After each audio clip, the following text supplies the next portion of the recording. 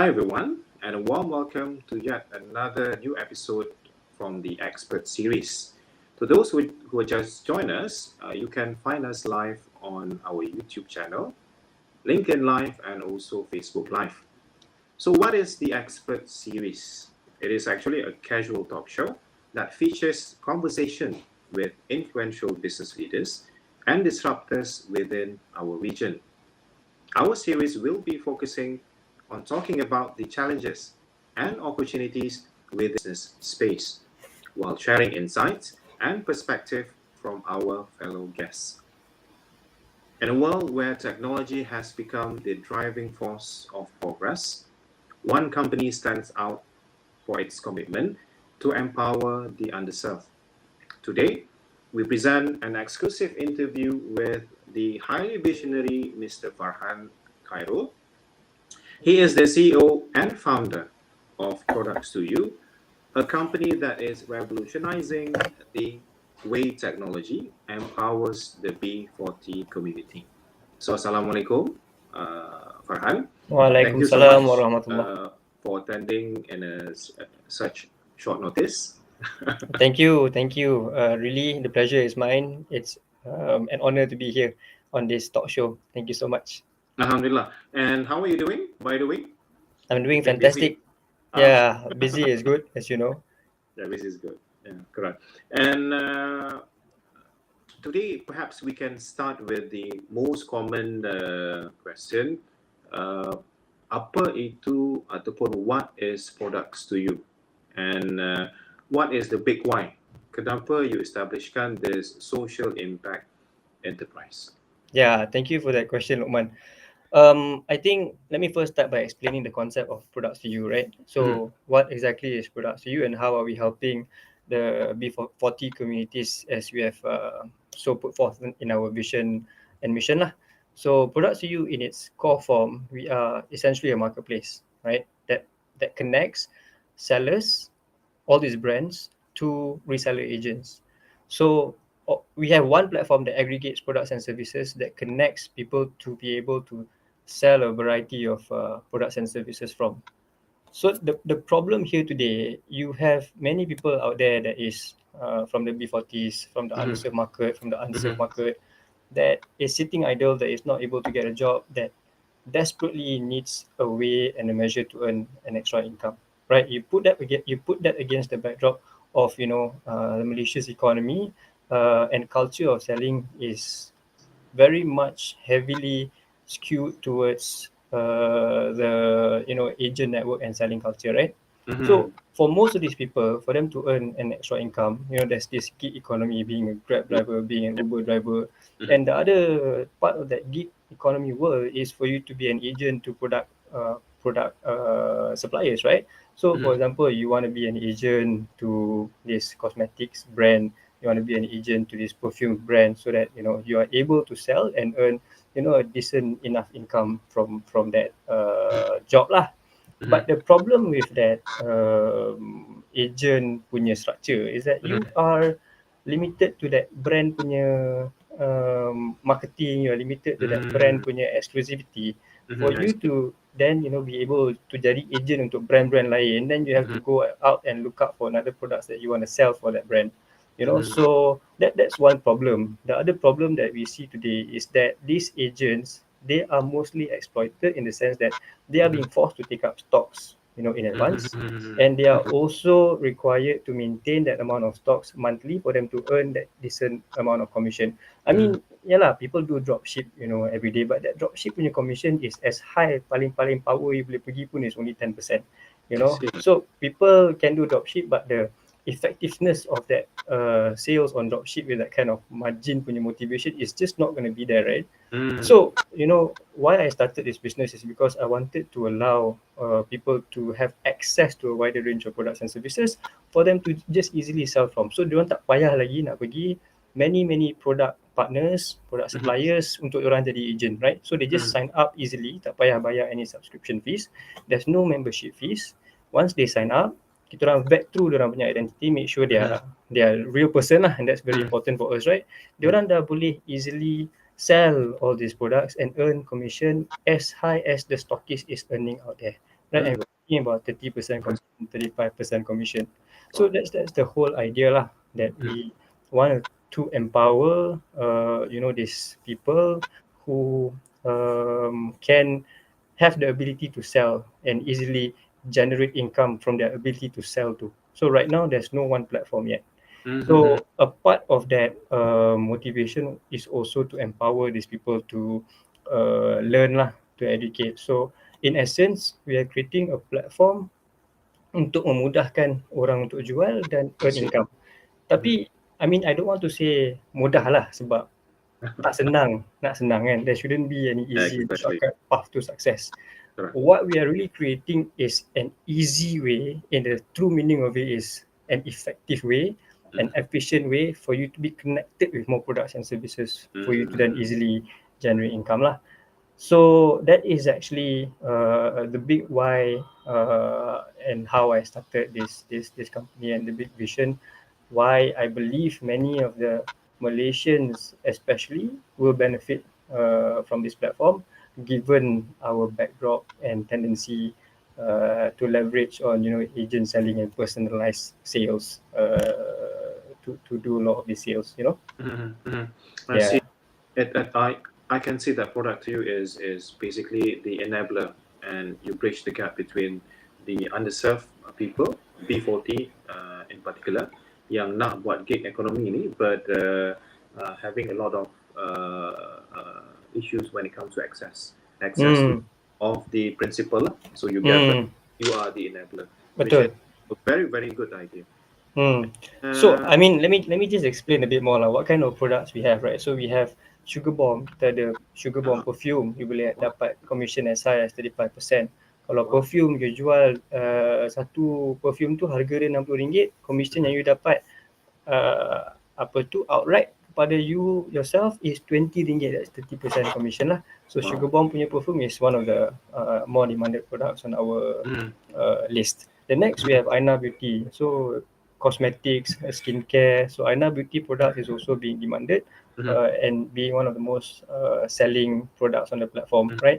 And these are products that is consumed more, that we see is from the TikTok punya audience, right? Because these are the more trendy consumer lifestyle. Tapi tak bermaksud kita just focus on consumer punya barang-barang sahaja. Kita ada juga Adabi punya barang.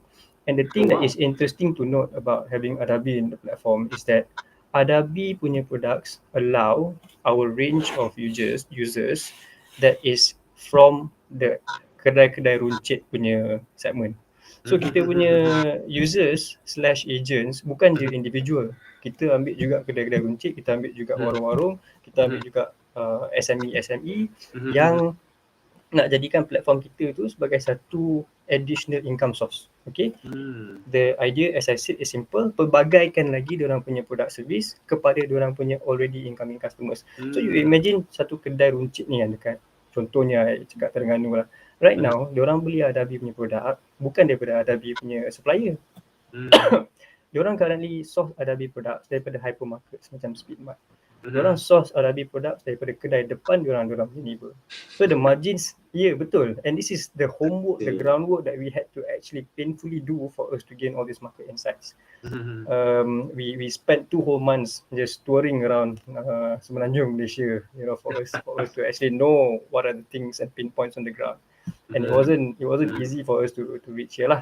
So for that very insight, we had then provided this Adabi by connecting to the principal directly. So satu, they solve the problem of diorang tak dapat margin yang bagus tau. Second, it solve the problem yang diorang tak payah nak order physically daripada physical distributor ke siapa-siapa. Okay, diorang order online digital saja. And because of that, we are seeing very, very positive traction, very, very good growth, and very, very good reviews from all our users and agents lah. And so the range of physical products is getting more and more, and it's only increasing, rather than we just have a few and we're just going to stop there. No, we are actually going to add more to the mix, and it's going to look very, very differently, 3 months down the road, even 1 year down the road, etc. So physical product is only one of the convenience yang kita provide. On top of that, kita bagi juga convenience untuk kita punya agent jadi point untuk orang bayar bil dengan agent ni, right? Jadi point untuk orang beli top up dengan agent ni. This is currently offered lah. So every single transaction that is being done by the agent for their end customers, diorang akan dapat commission, right? So for example, untuk you mobile bro, I bagi contoh. You mobile currently for our app platform, and this is, you know, like if you dengar pun you tak percaya lah. We offer current commission of 7.5% Wow. on both you mobile punya top up dengan you mobile punya utility bills. What does that mean? So kalau you mobile user, you pergi beli dekat kedai, you beli contohnya RM100 worth of prepaid. You bayar betul-betul RM100 dekat kedai. As opposed to you beli dekat kita orang punya app, you bayar dekat kita orang punya app RM100, you dapat balik RM7.50. That is kalau top up. Kalau bill pun, you imagine you kena bayar bill yang you memang kena bayar lah macam mana pun 100, you still dapat balik RM7.50. That's the kind of commission structure that we have been able to pull from the market, not compromising our own profitability lah, because at the end of the day, it's still dollars and cents. It still, you know, boils down to the bottom line. We still need to be sustainably profitable. Excuse me. Sorry, panjang sikit. Yeah, but that's the essence of what we are trying to achieve. And now we are seeing penetration to different geographical regions such as Sabah, Sarawak lah.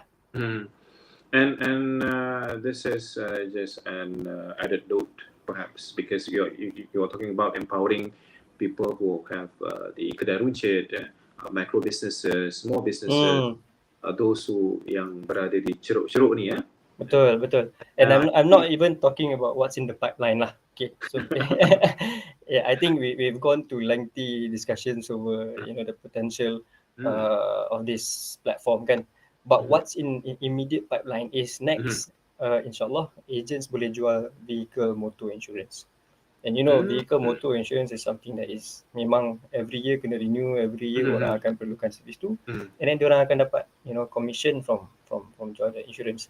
Tu satu, so adding more to the product mix. And satu lagi, kita orang akan bagi microfinancing punya tool so that our agents ni, diorang equipped with ability to borrow, you know, at a very competitive rate.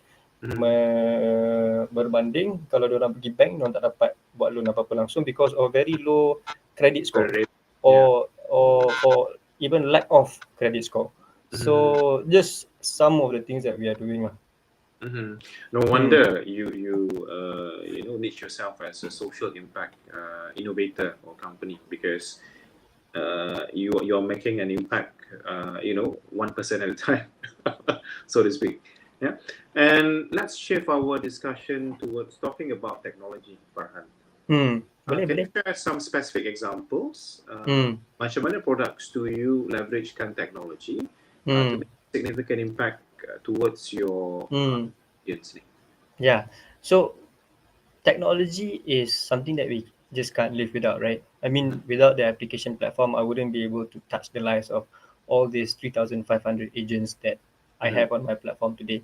It is only within using this technological platform that agents can easily onboard and then get connected and have access to all these products and services, right? Otherwise, it would be a lot more traditional, it would be a lot more brick and mortar, it would be a lot more slower lah to acquire users. Bukan nak kata tak boleh, tapi a lot more slower. So if you think about, you know, categories, there are categories of businesses that is tech driven. Facebook, social media, Amazon, they're all tech driven, right? Shopee, Grab, but there are businesses which are tech enabled, right? So businesses that are tech enabled relies on, at the very fundamental level tu, ada orang nak beli ke tak you punya produk. You know, if ada orang nak beli you punya produk, ada orang guna you punya produk, ada orang bayar you punya produk, and orang yang bayar you punya produk to have a good experience paying you for that product, they will shout to the market, they will share with their friends. And if you have that one person that is fulfilling all the above criteria, you have a business. You just need to scale it, right? So I see technology as exactly that, to enable the value proposition that you are providing at the very micro level. Kan? So the example of stories lah that my technological platform has actually developed or touch or enhance the lives of people is that satu review ataupun feedback yang I rasa paling touching, yang I memang sangat hargai. Dia kata, and it sticks to me even like when I sleep at night, it's just on a One of bad those. day, yeah, on a bad day, bad week, that you often have as a founder. You think about all these positive comments and that keeps you going lah. So diorang kata, one of them kata lah, dah lama diorang cari app ni, dah bertahun-tahun diorang cari app ni, baru ni jumpa. Wow. Yeah. So itu antara komen-komen, dan ada juga orang daripada Johor, dia kata dia bagi app kita 5 bintang sebab finally ada kebolehan untuk dia earn an honest living. Bukannya macam skim cepat kaya. Walaupun diorang punya withdrawal tu, you boleh tengok kat kita punya engagement dalam comment section in our social media lah. Diorang punya withdrawal tu RM130 dalam RM200, and even RM10 pun diorang dah happy dah. Diorang jual top up dapat RM10 pun diorang dah happy dah. Okay. So this are the kinds of examples that is being proven lah, that we have helped enhance and touched somewhat, a little bit of our users' lives. Yeah. That's very impactful because those the testimonial that you shared just now is the fuel that drive us as founders. We had either good day or bad day. It's those comments that propels us. Yeah. I mean you and I both know the journey of a founder is often a very lonely one, kan? So and often we find talking to ourselves so that we don't feel as lonely, Yes. And you need something to obviously keep us going, kan? And of the many challenges that we go through, I mean, I'm sure you have your own fair share amount of story to tell, but the user punya feedback tu really hits the spot lah. Yeah. I can imagine. Farhan. And about competitive advantage, what differs you from your competition in terms of empowering underprivileged communities? I think the underserved market is actually a big market to serve in Malaysia, right? Just to paint a picture, the B40 market, obviously, tak perlu nak elaborate in detail lah. Those are earning less than 2K household income per month, kan? That's already contributing to about 40 to 50% of the Malaysian population. So that is not to say underserved or unserved. That's just the low income punya population who can just benefit from an additional opportunity to make some financial gain, right? So in the sense of attacking the unserved and underserved punya market, one of the proxy that we can use lah is a data given by a lot of reports, right? So do you know that in Malaysia, for the online commerce penetration rate, mobile commerce, maksud dia orang yang pakai mobile untuk beli barang dekat Shopee dengan Grab, baru 27%. No kidding. No kidding. Yeah, baru 27%. Wow. Maksud dia, only 1 out of 5 in Malaysia dah tahu macam mana nak pakai Shopee dengan Grab untuk buat transaction. Okay, and this is a data that is actually done lah by the big conglomerates, research houses, JP Morgan, etc. And this is if you compare with the global punya benchmark. Indonesia, for example, dah sampai 60%. Okay, so Indonesia is actually actively pushing to capture the more underserved and unserved market, and they have begun the journey, way back. Bukalapak is a very famous case example. Bukalapak is already empowering agents on the ground, warung-warung, and then bukan saja Bukalapak, you have all those examples of Kudo lah, you have apa lagi, Wahyu lah, semua berkonsepkan dan berlandaskan offline market yang diorang tolong bawa ke online. Okay, so yeah, betul. So that is Indonesia for you, and their market is huge. They are 30 times they are 10 times our market. We are 30 million, they are about 300 million population. And even then they are already way ahead. So in terms of the race between Malaysia and Indonesia, you have to give it to them lah. They're just way ahead of us in so many ways that I think we need to really stop and reflect how do we, play catch up again? It used to be the other way around. So that is Indonesia. Kalau UK dengan US, kita nampak dah 70% hingga ke 80%. Okay. Wow. So dari segi online commerce, banyak ruang, banyak gap untuk kita tolong orang beli barang. So that's why personal shoppers are there. That's why agents are there. That's why orang banyak tolong beli ataupun tolong jual, tolong belikan untuk orang punya family dekat luar sana lah. Yeah, so that's what we are seeing today. But in terms of internet penetration is not so much of an issue. Internet penetration is already, FYI, at about 99.7%. So for these people, they just need a lot of training. They just need a lot of awareness. They just need a lot of guidance on how they can actually use technology to achieve the same objective as buying, at the store. Kan? So that's one point lah that I can share. The second point, coming back to your question, sorry panjang sikit. Coming back to your question, what are the other competitors doing? So because it's a big space, there are a lot of many different players trying to grab this piece of market, and it's underserved in so many ways. The insurance industry are not targeting the M40s or the B40s. Why? Because this is just not commercially lucrative, right?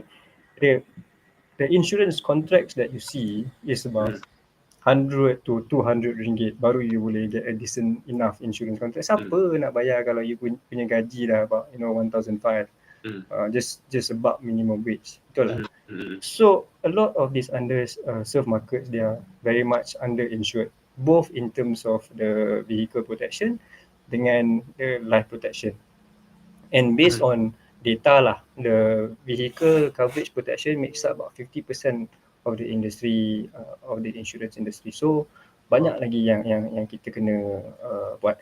So in terms of the market of the underserved and unserved, many people are trying to capture the value, and there's a lot of opportunities, pockets of opportunities here and there, right? But when you talk about my space, which is the online commerce punya space, which, if you think about it, we are competing with the likes of Shopee, Lazada, who are doing, maybe affiliate marketing, but the kind of affiliate marketing that Shopee is doing, for example, is not very friendly. Number one, diorang punya commission macam I cakap tadi, as high you can go is only 10%, and you do affiliate macam mana pun, you hanya boleh dapat 10%, right? So it's not as lucrative as what you can earn with us lah, because the sellers on Shopee, produk-produk dia adalah daripada intermediaries juga, bukannya daripada principal themselves, And also Shopee, diorang letak restriction tau, that if you want to be an affiliate, you have to something like having a base floor of followers. You kena ada like 1,000 followers baru you boleh dapat this much commission. Paling-paling to start with, you get 4% commission. Okay, so in terms of the affiliate punya tu, we are making it better and making liberating the access to market to easily sign up, and it's up to them in the end kalau diorang nak jual ke tak nak jual. So that's hence lies the part of marketing which we are discussing about, in arming these guys with the right knowledge, the right marketing tools, the right skill sets for them to have in increasing or multiplying their income level. So that is sedikit sebanyak lah about what other competitors in the space is doing. And in terms of capturing the pockets of offline people ni, it's actually a lot of hard groundwork. Okay, sebenarnya you nak suruh kedai tu pakai you punya app platform, bukan semudah you buat subsidi, you throw money and then they will use. No, Boost have tried this for so long. They have and they have just failed. Boost compared to Touch and Go, Boost has just lost in the race lah. And Shopee is also trying to capture the offline market, but without kaki dengan tangan on the ground, without personalized relationships, it's going to be very, very hard, right? And that's the work that we have done in the past 2 years that we see it as an asset to the business. I see. That's very interesting. And about your current traction and success story, can you share some success stories about how products2U have achieved in terms of empowering the underserved? Okay.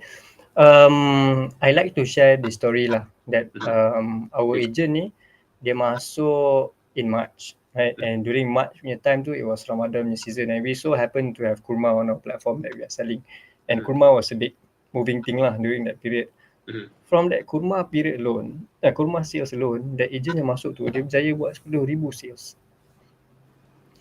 From that 10,000 sales dia jual pada kawan-kawan, pada family, pada masjid, and dia berjaya dapat 1,000 in income. So that's one of the success stories of our agents lah. And our agents ada yang kata dia orang dapat average RM500 a month by just branding themselves as, you know, some place that you can buy top up from, you can buy sugar bomb from, you can buy vape from, you can buy semua ni lah.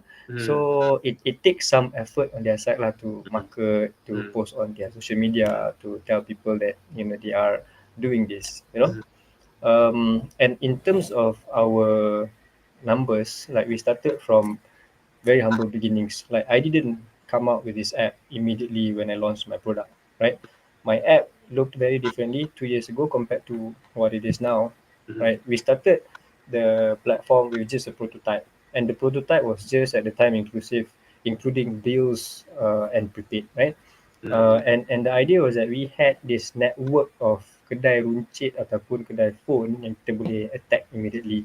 So at the start, like after, you know, like minimum cost incurred for just a prototype, about 20K on developing the app, we found out that there was an immediate traction, immediate hook, that daripada 200 orang pakai, 300 orang pakai, lepas tu 400 orang pakai, 500 orang pakai, and at the end it grew from just kedai-kedai yang jual phone to kedai-kedai runcit, and then like it started to be, you know, when you have users, it's always an iterative process, it's always a feedback loop. They start telling you what more you can do for them, they start asking more products, right? So building that other product punya part tu was the one that is taking a lot more time lah. So only in December last year baru kita dapat launch the marketplace, which features all these, you know, physical products which I mentioned just now, yang boleh bagi lagi banyak commission as high as 35% to kita punya agent. So and we are not stopping lah. Kita baru je like about 2 years in the market and 5 months until after we rolled out our marketplace. So we started in May 2021 with about 200 users. Now kita ada registered users of about 40,000. But of course 40,000 is total lah. Bukan semua yang aktif. But monthly active is about 3,500. And this 3,500 we are seeing semua yang pakai app kita, yang start pakai app kita, yang baru masuk, diorang decide to stay pakai app kita even the month after, even the month following that. So the retention rate of our users is very high and way surpasses the industry benchmark of 10%. Ours is at 90%, right? Wow. So we have been able to grow, I think, within that numbers about 10 times since, you know, we started 2 years ago. And so I think there is a lot of potential for us to grow even further lah. And one thing I'd like to share, because we are a social impact element company, there's obviously something that we give, you know, that we can't take 100%. So based on that, we are, if you think about our business model, kita connectkan sellers kan dengan kita punya reseller agent. So kita kena bagi diorang commission. Kita ambil commission just net of whatever kita bayar kepada agent lah. So in total kita dah bayar actually sebanyak 300,000 commission untuk tahun 2023 sahaja. Wow. Up to half year, close to half year. Yeah, close to half year. Impressive. Very impressive. So these are actual work that we are doing. It's not a small market that we are serving. It's actually, you know, the entire Malaysia, that we don't think it's just limited to the B40s, also M40s and T20s could potentially benefit. And we need we need the support from every stakeholder lah to make this a success. When you talk about the, it's not just impactful for the B40 or even M40. It depends actually, and this is my opinion based on the product mix. So Betul. so and so niche, that's it. So semua product niche yang perhaps T20, T10 and above ni, very keen on, buying, you get all the market segment lah di Malaysia. Yeah, betul, exactly. It depends on the products. And let's talk about scaling up or growth. What's your future growth plans for Products2U? And how do you envision expanding and scaling up your company? So the vision of the app or the business is very simple, right? In your phone right now, you have 5 to 7 apps that you memang click on every day. Yeah, Like absolutely. your WhatsApp, I don't know, like LinkedIn. yeah, definitely for you LinkedIn. So our vision is to be one of the 5 to 7 apps that people click on every day, right?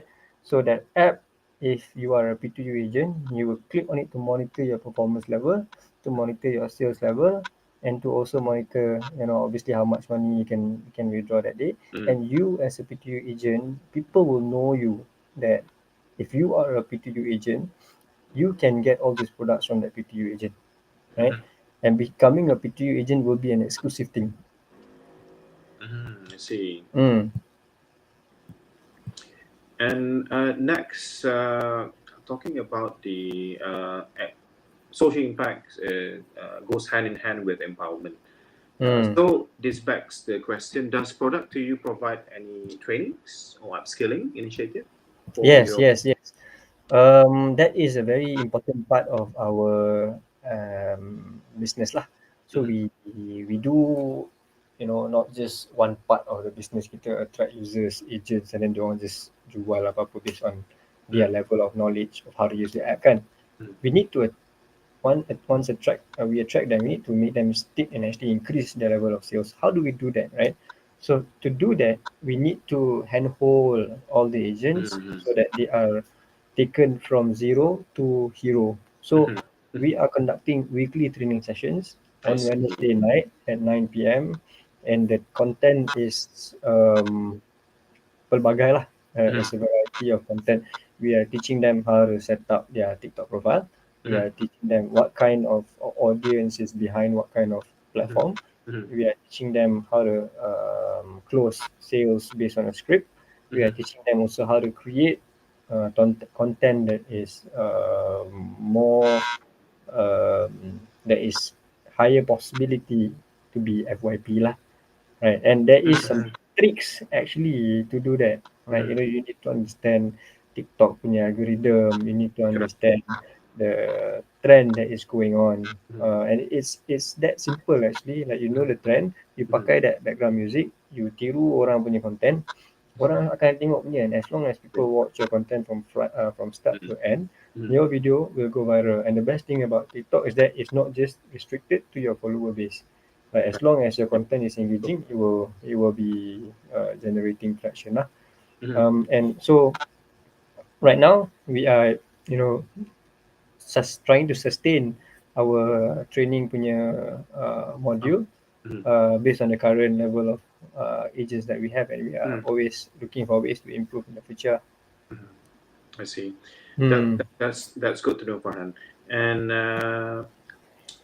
many businesses at the moment struggles to balance. When we talk about social impact companies, they struggle to balance between profit and the social impact that they are making. How was Products2U manage to create the balance between these two, being a social impact company plus a bankable company? It's actually, the answer lies in your plan, right?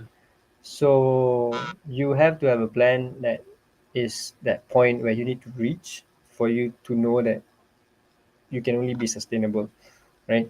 So for us, we know that point, and we know that that point is not within not within an impossible reach. And we know our market, we know our audience, and we know the potential of the business. What we need to do is just to make sure that users keep coming to us, and that we retain them, and that we make sure the user experience is always there lah. So it's all in your financial planning, it's all in your financial forecast. You can play with margins, you can review cost elements, semua tu lah. So I You need to think be very savvy when it comes to planning, especially. you do need to be very, you cannot just like betul-betul, okay, I want to grow and throw money, you know. It doesn't work like that, huh? We have Yeah. seen a lot of companies that fail because of Mm. that. And since you are one of those leaders within the social impact space, Farhan, what advice or tips can you give to the other entrepreneurs out there who are looking to create more or less similar social impact enterprise to change or to make impact for their community? I think you don't think about making a social impact enterprise for the sake of making a social impact enterprise, right?